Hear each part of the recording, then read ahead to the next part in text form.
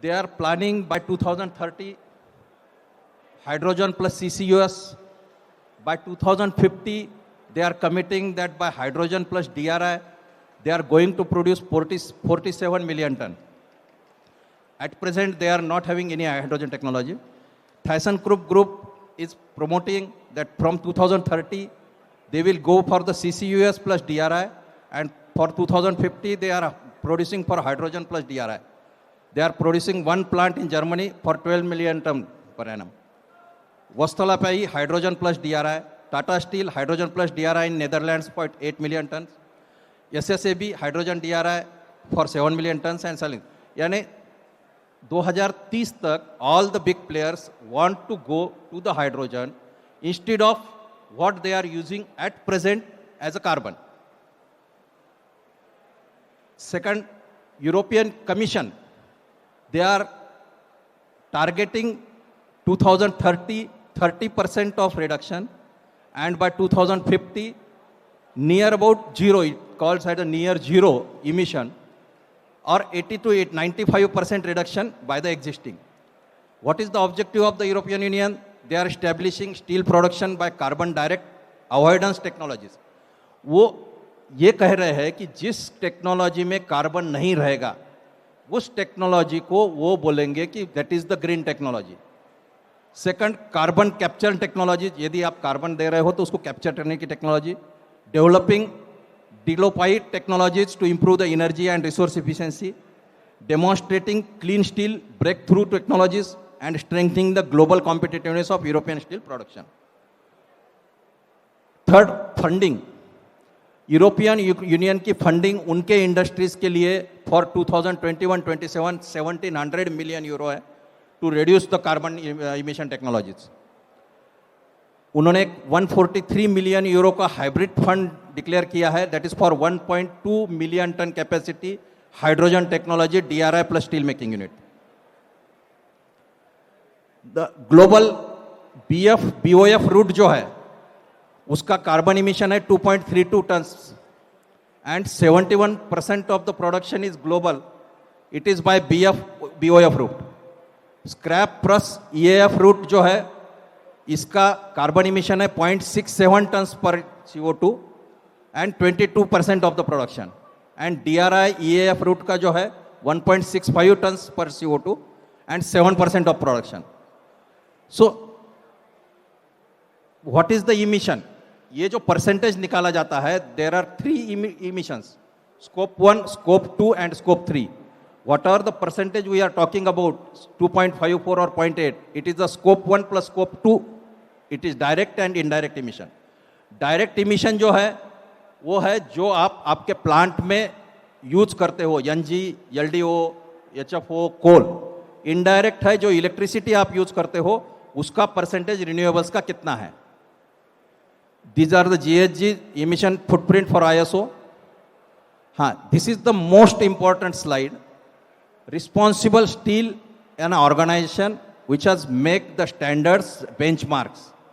इसमें ये नहीं है कि इंडक्शन फर्नेस का बेंचमार्क BOF के साथ में है. इसमें है level 1, level 2, level 3 and level 4. BOF route से जो बेंचमार्क है वो टन्स ऑफ CO2 पर tonne of steel 2.8 for level 1, 2 for level 2, 1.2 for level 3, 0.4 for level 4. It is called as a near zero. अब इसमें देखो 2.8 अभी in India we are in between 2 to 2.8, level 1 to level 2. We have to go for 1.2. It is a very hard task. For induction furnace 100% scrap route, it is 0.35 for level 1. At present, our induction furnace is more than 0.8. Level 2, 0.25. Level 3, 0.15. And level 4, near 0, it is 0.05. आज मुझे लगता है कि green steel का premium मिलने के बदले में यदि ग्रीन स्टील को ये बेंचमार्क्स हम अटेंड कर लेते हैं, क्योंकि आज 0.8 का बेंचमार्क है, उसको अटेंड करना है अपने को 0.15, तो it will decrease the energy consumptions by near about 60%. इतनी टेक्नोलॉजीज अपने को डेवलप करनी पड़ेंगी कि एग्जिस्टिंग लेवल से 60 to 70% direct scope 1 and scope 3 emissions हमको कम करना पड़ेगा. ये टाइप ऑफ फ्यूल्स के जो इमिशंस है, इसमें कोल का सबसे ज़्यादा है, एनजी का थोड़ा कम है, बीओएफ गैस का थोड़ा ज़्यादा है. Then this is the power sector per unit electricity consumption. इसमें नॉर्मल में European countries having the benefit that they are using renewable energy percentage more than India. आज इंडिया का एक यूनिट यदि कंजम्पशन है तो उसका 0.798 है और यूरोप का मैक्सिमम 0.24 है. So that is the difference. We never match with European countries emission level unless and until our energy electricity sector will reduce that emission from 0.8 to 0.24. GHG emission footprint.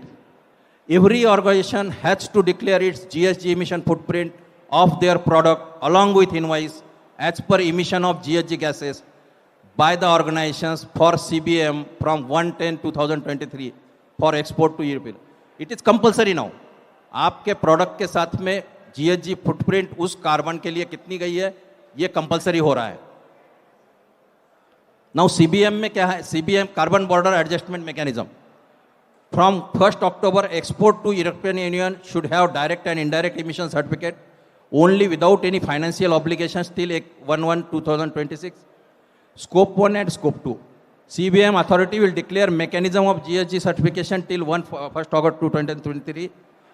This emission certification is only for mentioning the GHG emission till 1/1/2026. After 1/1/2026, difference in emissions to be adjusted with carbon certificates. Now, at present, our difference is from 0.4 to 0.8 for induction furnaces and 1.2 to 2.4 for the BOF furnaces. So there is a more than 50% energy reduction is required for Indian industries to cope up with the European industries. Constraint of Indian industries. हमारे पास में जो constraint है, मैं योगेश सेठ को भी request करूंगा और इस फोरम के माध्यम से बोलूंगा कि वह renewable contribution not possible. India का रिन्यूएबल कंट्रीब्यूशन हम यदि लेते हैं तो it is not possible above 45% of the renewable energy. whereas in Europeans there are 80 to 85% renewable contribution can be possible.